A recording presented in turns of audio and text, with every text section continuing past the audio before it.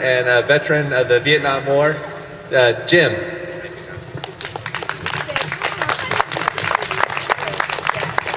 I'm,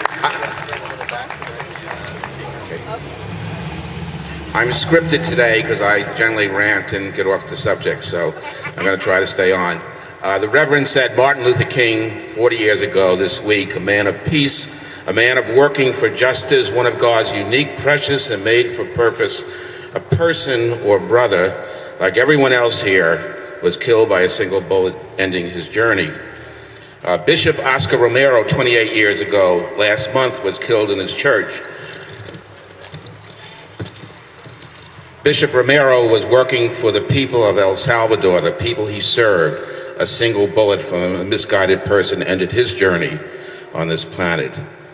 In Vietnam, over 35 years ago, over 50,000 Americans were killed, 150,000 were maimed. Their journey ended or were terribly affected.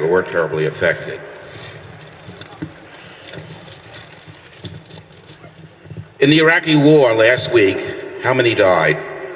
How many were wounded? The last figure I saw was 4,012. We just passed 4,000, another 12 people. And as you see in our literature, over 1 million people have been killed in Iraq. I think there's 40,000, not mortally wounded, but wounded to the point where they'll never have a life. Our people, our soldiers. The beat goes on, our way of life. We say we must control the region. What will happen if we bring our troops home? Last night at a movie on the Afghanistan women, we were told by the person that put the movie together, 70% of the people want us out of Afghanistan, and I think it's similar to Iraq. Somehow, there were lots of problems before we got there, but it seems like there's lots more problems since we've been there. Where is the perspective that we are all brothers and sisters, that we are citizens of the world, part of a world? I mean, I'm not used to using papers. Internationalism or nationalism, patriotism, Protestants, Catholics, Jews, Muslims, Buddhists, etc., sharing one world. Commander-in-Chief, we say, abandon the ego trips and listen to the people. We have nuclear weapons. We seem to have respect for others who have them.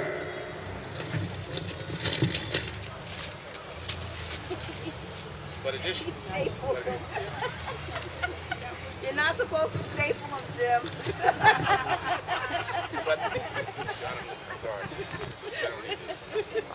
I'm sorry.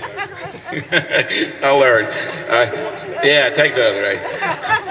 But additional nations like North Korea and Iran, obtaining them, no way. We work to stop them by any means, short of dismantling our own nuclear weapons. We certainly don't do that. You can't trust them. Could other nations make a case for their own trustworthiness? Yeah, that staple gets in the way, doesn't it? Okay, here we go. Almost done. Do we believe, as Martin Luther King did, that good will overcome evil? Are we willing to work hard to achieve it? We seem able to love our family, our friends, but what about our perceived enemies? We unite, build jails, fight, kill, and waste lives and resources. What of peaceful solutions? How much more proof do we need that muscle only forestalls lasting solutions to problems? It is so much harder to resolve disagreements after we have killed each other's families, destroyed countries, wasted precious resources, abused the environment, and allowed profit to rule us.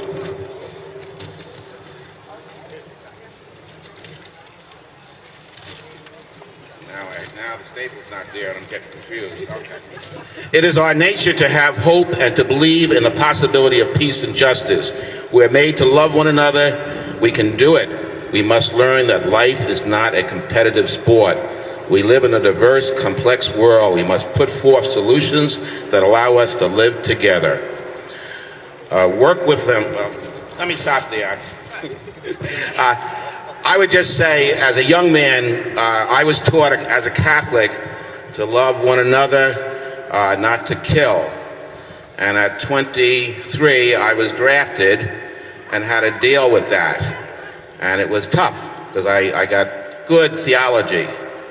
And I'm sorry to say, my own pastor said, "Jim, did you ever hear of being out of step with the world?" Well, I said, "You taught me for many years as a Catholic, as a Christian, and then when, how would you say, the foot hits the pedal hits the metal, or whatever the saying is, it changes." And I went through conscientious objection, and by my own parish was told that Catholics go fight and they're patriots. I didn't know what to do. I was 23. I was starting to be a priest for a while. I came out, and I was heading for the Peace Corps. And it was really a tough decision. My family, we had 5 or 6 Marines in the family, so I wasn't looked upon as much of a man, I guess you'd say. And what happened was I went into the service when I found out that you could apply as a non-combatant. Well, I was the oldest one in basic training, and the sergeant enjoyed me, as everybody else did. But it was a learning experience. And how I resisted a little bit and tried to keep my own thoughts about life and people, and certainly didn't want to kill somebody I never met. I would do the spirit of the bayonet. If you know what the movement is, you move with the bayonet, and then you come around with your foot and you crush the head open of the person that you just bayoneted. So I would do the movement of the bayonet, and then I would stop.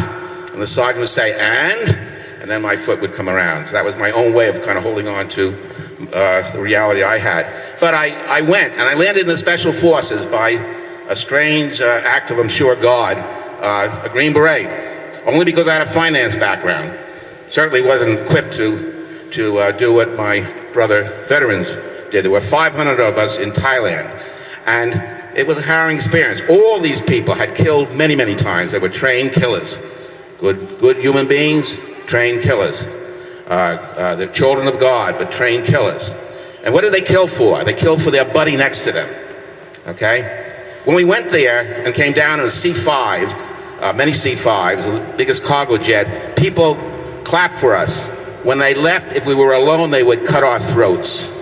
Okay? Because Thailand didn't break out, but we were on the borders of Laos and Cambodia, and we were protecting our airports, Thailand's airports, but our airports where all the bombs went out every day. It's a horror.